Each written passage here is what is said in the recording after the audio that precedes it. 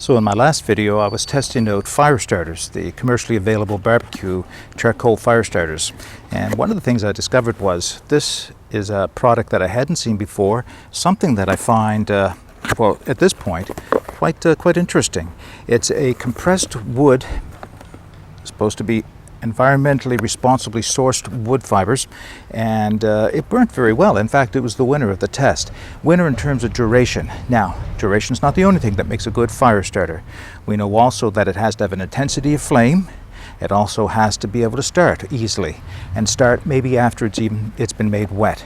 So I thought I'd do two things today. I'm going to take one of these fire starters. I have it soaking in water right now, and I'm going to see whether or not I can light it with a ferrocerium rod. Failing that, light it with a barbecue lighter.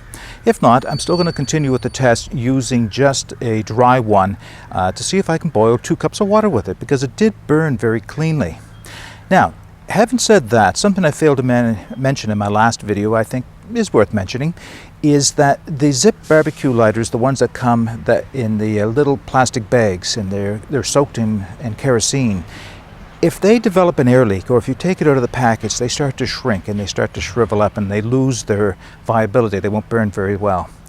I did watch a video some years ago by Hiram Cook where he used those, and what he did is he dipped them in candle wax. First, I think he believed he tied a jute twine around them. Then he dipped them in candle wax, and that kept them from shrinking. Even over time, he did some tests over a period of time. So that is an option with any of these fire starters, is to dip them in candle wax to seal the air out and actually provide an extra source of fuel. You would have to cut it open so you can get to the original material before lighting it, but it is a good option. The point was, though, to see if you can use it directly out of the store, the way it is without any modification. So let's see if we can get one of these things lit with a ferrocerium rod after it's been soaking in water. Failing that, we'll light a dry one and we'll see just how long, or if in fact it will bring 2 cups of water to a boil. Stand by. All right, here's the cube. It's been sitting in some water in a measuring cup. Set that aside. So, given it its best opportunity, I am going to fluff it up a little bit.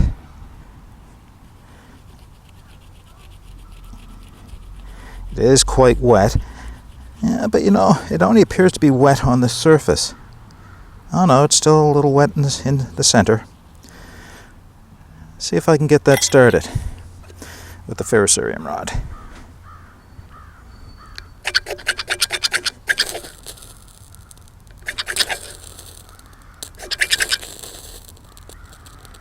It's struggling.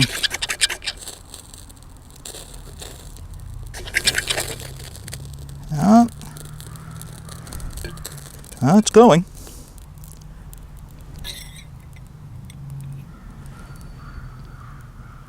But it didn't stay going. All right. Well, that's not surprising. Let's give it another shot.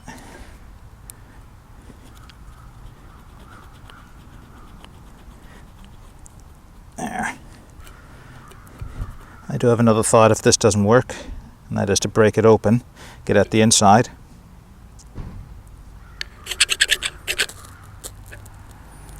Okay, lit.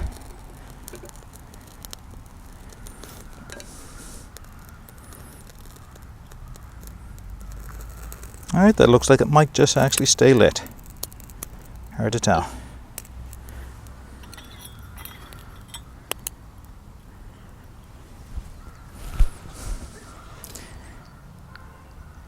And maybe not. No, it's gone out. All right, let's see if we break it open. Dry in the center. You can see it's just a powdery stuff.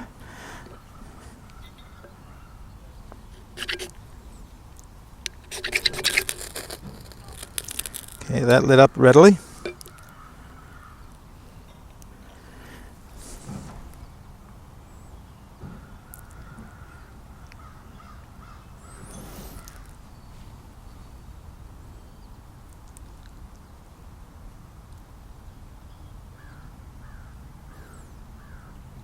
It's struggling.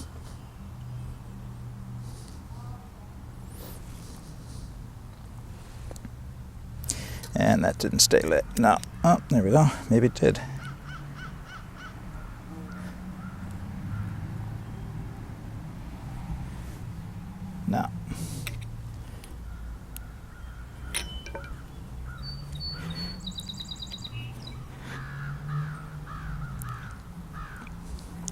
I'm going to try one more time using the barbecue lighter.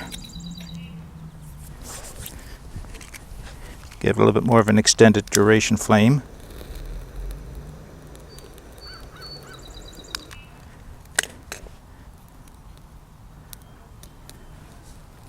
So what can I say at this point about these cubes?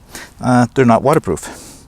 So does that change my mind about using them as a source of a quick fire when I'm out in the woods? Maybe a little, but as I showed in my last video, I can break them in half, put them in tiny Ziploc bags, and they'll stay fairly dry. And if they're dry, they work well. I might actually try and see if I can dip these in wax, melt some wax down, dip them, and see if how that'll keep them dry and if that'll work. So this does seem to be working now. And you can see it's quite a clean burning flame, which is quite nice. So what I have is a small pot stand. And another one of my dollar store finds, which is one of the large teapots you might get in a restaurant. But that holding, just center that over the flame. 2 cups of tap water in there. It doesn't appear to need a windscreen, but time will tell. So I'm going to start the timer. We'll see how long this takes to come to a boil, if in fact it does come to a boil, and I'll bring you back. So it's been about 17 minutes since I put my kettle on top of that lighter cube to see if it would bring the water to a boil. It's hot, not rolling, there are lots of bubbles. It is steaming. It's hot enough for a cup of tea.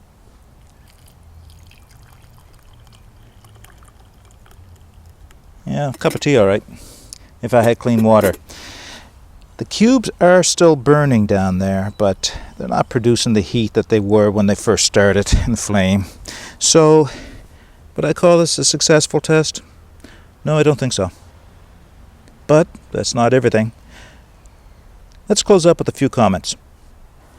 So using the ZIP Natural BBQ lighting cubes to boil a cup of water. Success? No. No, not at all, in fact. No, it didn't bring the water to a hard rolling boil, which is what you're looking for if you're looking to purify water. Even that was after 17 minutes of burn time. The cube was starting to go out at that point. Clean? Not as clean as I thought it would be. No, not near as clean. But you know what? That's okay too. That's not what I really wanted them for. I just wanted to see if it would actually work. Does it work as a good emergency fire starter for being in the woods? Qualify that. Yes, if you keep it dry. That's a big qualification, because one of the things you want to know is that will your fire starter light even in the wet if it's raining? So if you can put it in a plastic bag or cover it in wax, you can get it started. Once it's going, I think it'll keep going, but getting it started after I had let it soak in water for a while was a bit iffy. It would start with the ferrocerium rod, then it would go out. So I broke it open to the inside to get at some of the drier fibers. It would start, but it just wouldn't keep going. I had to give it the more intense flame from a barbecue lighter to actually get the thing to stay lit. So, all said and done, is it a good fire starter? Yes, it's a good fire starter. Is it a good emergency fire starter? Maybe not unless you can keep it dry. The wet fire may still be the better thing to have for an emergency. Much more expensive, but if it's going to work when you need it to, maybe it is the right thing to be carrying with you. Doesn't mean I won't carry this, or I won't play with it some more. Maybe even coat them in wax and see how well that works at keeping them dry and lighting them up afterwards. Okay, it was a test. Not everything has to work out the way you want them to. But if you enjoyed this video, consider subscribing to my channel. I've got other ideas, simple things like this, some other more advanced ones, hopefully things that you'll be interested in. Stay tuned. In the meantime, don't forget to get out and explore the path less followed. It will make all the difference. Bye for now.